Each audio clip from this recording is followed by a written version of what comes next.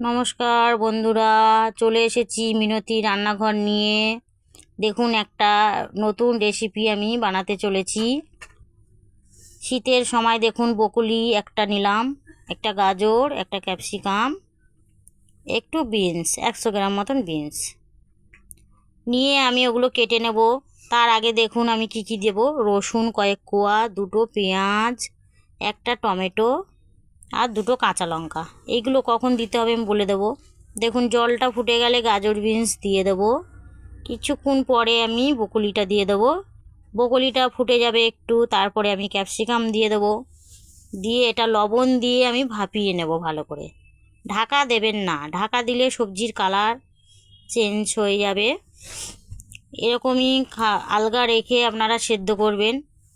তারপরে সেদ্ধ হয়ে গেলে এটা আমি একটা ঝুড়িতে নামিয়ে নেব, জলটা ঝাড়িয়ে নেব।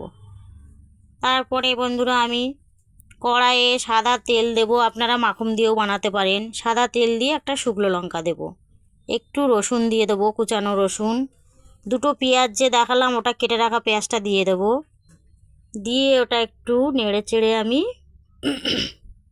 দুটো লঙ্কা কেটে রেখেছিলাম সেটা দিয়ে দেবো।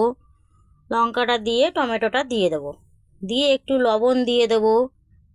লবণ দিয়ে আমি ওটাকে হালকা করে নাড়বো, বেশি কালার চেঞ্জ করবেন না, লাল হয়ে গেলে ভালো লাগবে না। দিয়ে সবজিটা দিয়ে দেব। দিয়ে একটু পরে আমি গোলমরিচ দিয়ে দেবো। এটা রুটির সঙ্গে খেতে, গরম গরম সবজি খুবই ভালো লাগে।